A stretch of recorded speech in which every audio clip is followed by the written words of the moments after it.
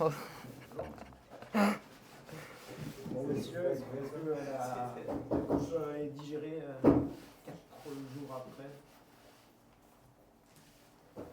Vas-y Benji. C'est digéré, oui, parce qu'on est vite passé à autre chose quand même. On a été frustrés de la façon dont s'est déroulé le match. Surtout qu'à la fin, on a perdu, mais on savait que le championnat c'était quand même le plus important, donc il fallait vite qu'on se remette dedans. Et maintenant, je pense que c'est digéré pour tout le monde. Ça a mis le week-end? Comment? Ça a mis le week-end quand même? Ouais. Après, c'est logique. Hein. Il y a certains qui ont dit j'aurais préféré perdre 3-0 ou 4-0 et puis sortir en étant vraiment en dessous de Clermont. Pas moi. On a malgré tout prouvé sur 2 matchs, que ce soit contre Rodez ou contre Clermont, qu'on était capable au moins se situer au niveau de 2 adversaires qui sont de bonnes équipes de Ligue 2. Donc voilà, c'est comme j'ai l'habitude de le dire aussi dans le foot, il faut vite switcher. Chaque week-end est plus important que l'autre. Donc voilà, on a eu un peu la tête dans le sac le dimanche. Et puis après, on repart, on remet ce qu'il faut dans les séances de la semaine et on remet un coup de collier sur le match qui arrive contre Le Puy. Avec un déplacement chez le leader, ça aide aussi à vite se relancer dans le championnat, parce que c'est un match intéressant. Ouais, c'est l'équipe la plus forte de ce début de saison, des 11 premiers matchs. Ils n'ont pas perdu. Donc quand tu ne perds pas au bout de 11 journées de championnat de N2, voilà, c'est jamais par hasard. Voilà, ils ont un effectif de qualité, ils savent faire beaucoup de choses, ils maîtrisent beaucoup de paramètres du jeu. Donc voilà, ce sera un bon match à aller jouer là-bas. Et puis on va tout mettre en œuvre pour mettre ce qu'il faut en ingrédients pour faire un bon match et puis pour être les premiers à les battre. Ben, c'est donc le leader, c'est vrai que ça change assez souvent en N2. Est-ce que ça a quand même une saveur particulière de se dire on va jouer contre le leader? Oui, parce qu'en plus, comme le coach l'a rappelé, ils sont invaincus sur les 11 matchs. Donc c'est un peu. On s'attend à un gros match. Donc forcément, ça a toujours une saveur particulière de se dire qu'on peut faire tomber le leader en plus qui est invaincu. Est-ce que tu te bases un peu sur ce qui a été fait en coupe ou c'est 2 contextes qui sont trop différents pour Non, il faut capitaliser. On a eu 2 gros matchs avec des contenus intéressants. Et puis aussi en championnat, sur ce qu'on faisait ces derniers temps, c'était aussi de qualité. Donc il faut s'appuyer sur ces derniers matchs. Et puis essayer de s'améliorer dans les domaines où on a été un peu moins performant sur ces matchs-là aussi. Sur quel domaine par exemple?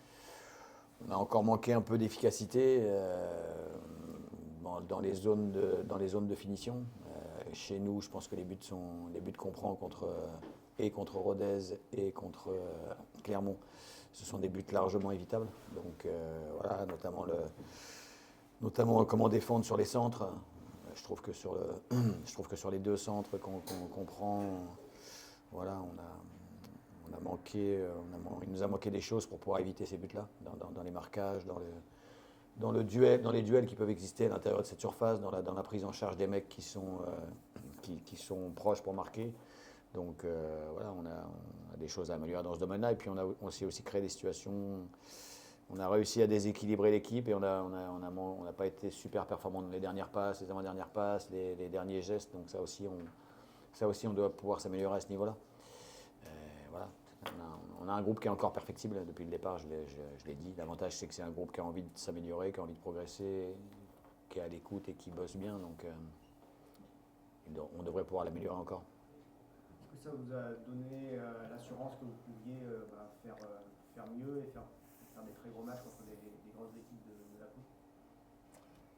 Oui, vu qu'on a joué des équipes professionnelles et qu'on a fait des bonnes performances, forcément ça nous donne de la confiance, ça nous donne encore plus d'assurance pour aborder les matchs. Mais bon après, tous les matchs c'est des banalités, mais chaque match est différent, donc il faut toujours à chaque coup d'envoi, il faut se remettre en question pour aborder de la meilleure des manières le nouveau match, quoi. Là, tu avais reconduit ton 5-4-1 avec Paul Bentaillou qui malheureusement va être suspendu. J'ai pas envie de jouer en ce moment, Paul Bentaillou. Et Jason est toujours blessé, j'imagine. Ouais. Ça t'oblige quand même à remodifier un petit peu l'équipe et la façon de jouer. On jouera différemment, c'est sûr. Est-ce qu'on jouera dans un système différent? Je ne sais pas encore, mais on jouera différemment, ça c'est certain, il y a des joueurs qui ne seront pas les mêmes.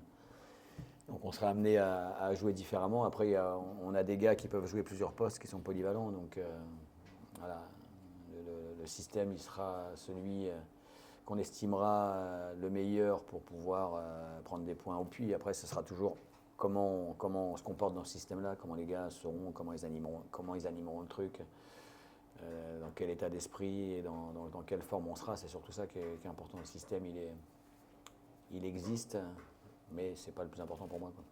Ça a apporté de l'assurance défensivement en tout cas, tout en ayant quand même cette proportion à se projeter vers l'avant. Oui, on a malgré tout réussi, même à 10, à pas être trop souvent mis en difficulté contre Clermont. Donc voilà, c'est la preuve qu'on est capable de tous défendre ensemble, avec solidarité, courage, et qu'on est capable aussi de se projeter vite. On a aussi, notamment en Andrézieux, mis des périodes de temps où on était avec le ballon et on arrivait à posséder et déséquilibrer. Donc, comme je te l'ai dit, il faut qu'on soit le moins prévisible possible. Et donc, il faut qu'on soit capable de maîtriser beaucoup de paramètres qui composent le jeu qu'on pratique. Je trouve que cette équipe du Puy, elle en maîtrise beaucoup, justement. C'est ce qui fait qu'aujourd'hui, ils sont devant. Ils sont capables de défendre bloc bas comme des chiens à 11. Ils sont capables d'avoir des temps de possession, de déséquilibrer. Ils sont capables de marquer sur attaque rapide. Ils sont capables de marquer sur coup de pied arrêté. Donc, si tu veux être une bonne équipe de N2, tu ne peux pas te contenter d'être bon dans un domaine du jeu. Il faut essayer d'en maîtriser un maximum. C'est dur. Mais si tu veux atteindre tes objectifs, c'est ce vers quoi il faut tendre. Ça sera une équipe qui risque de prendre le jeu à son compte, un peu comme les équipes de Ligue 2 en coupe, ou pas forcément? Elle a été capable chez elle de le faire, et puis elle a été capable aussi de se mettre plus bas, d'attendre et de contrer. Donc c'est une équipe quand même qui aime avoir le ballon. Donc je pense qu'elle essaiera au départ d'être sur de la possession et de nous faire courir et de nous déséquilibrer. Mais voilà, quand elle mène, elle est capable de se mettre bas et puis de contrer. Elle est capable de le faire aussi quand elle n'est pas menée. Donc voilà, ce sera à nous d'être bon dans les différents domaines du jeu. Et puis voilà, on a nous aussi des qualités. On l'a montré, que ce soit en championnat, ici contre Rumi, quand tu gagnes 1-0, tu joues contre une équipe quand même de qualité qui était troisième, qui n'avait pas perdu de nombreuses fois non plus. Donc je pense que ce sera un match serré. Encore une fois, si on est dans de bonnes dispositions, c'est un match qui peut être très équilibré et qui peut se jouer sur pas grand-chose. Voilà, ils n'ont pris qu'un but à domicile, donc il faudra être capable de ne pas en prendre pour espérer obtenir un résultat. Et puis en marquer un petit, ce serait bien aussi, quoi. C'est une équipe qui du coup est dure à prévoir son jeu. Exactement, ouais. Tu sais dans quel système elle va jouer, parce que le système il change jamais pratiquement. Ils ont évolué à 4 au départ, mais ils ont fait beaucoup de matchs nuls à une période, donc ils ont décidé de changer. Et depuis qu'ils jouent en 3-5-2, le système il existe, il est tout le temps le même. Mais à l'intérieur de ce système, ils ont une variété d'attaques ou de défense qui peut te mettre en danger. C'est quelque chose que vous aurez peut-être mieux à faire de match en match, de s'adapter au score, à la façon de jouer de l'adversaire aussi? Je sais pas trop, franchement. Je sais pas trop. Après, au final, avec l'expérience que les joueurs ils ont, on est capable de voir un peu comment il faut faire pour mettre l'équipe en face en difficulté. Et puis nous, qu'est-ce qu'on doit faire aussi pour être les plus solides possible. Donc c'est pour ça qu'on arrive à peu près à s'adapter. C'est l'expérience de chacun, mais aussi l'expérience collective. Là, vous commencez à avoir pas mal de matchs. Ouais, c'est ça. Maintenant, on commence à bien se connaître. On arrive en décembre, donc tout le monde est bien intégré et c'est ce que le staff nous demande, quoi. sur ce match, il y a encore des absents ou des retours? Jazz, donc qui est toujours blessé.